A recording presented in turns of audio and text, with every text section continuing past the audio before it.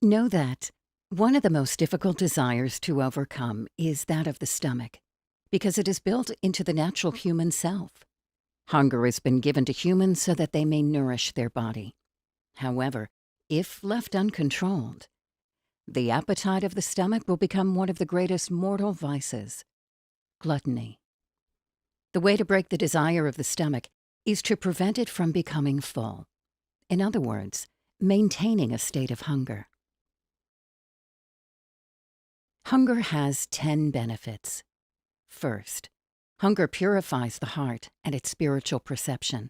Second, it softens the heart and renders it more receptive to divine grace. Third, it humbles the ego.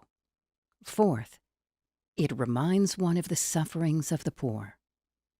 Fifth, it weakens passion and enables one to control their desires, which is the greatest benefit. Sixth, it reduces the need for sleep. A full stomach leads to laziness. Seventh, it frees up time that otherwise would have been spent in preparing and eating food. Eighth, it has health benefits.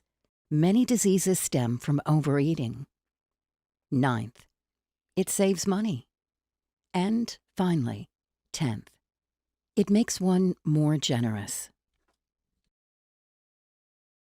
Know that the merit of hunger does not lie in hardship, just as the merit of medicine does not lie in its bitterness.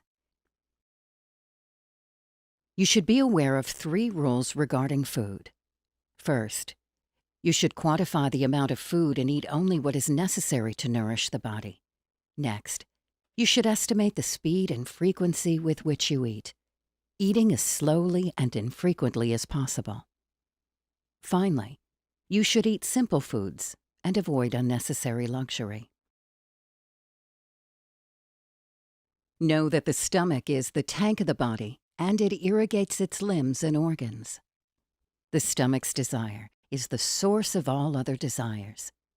When the stomach is full, other desires are activated. Thus, to control the desires of the body and prevent diseases of the heart, one must address its root cause and break the desire of the stomach. The objective of controlling the stomach's appetite is to attain a position between hunger and fullness, so neither one distracts from the remembrance of God. Know that the worst container you can fill is the stomach. 1/3 of it is for food, 1/3 is for drink, and the remaining third is for the remembrance of God.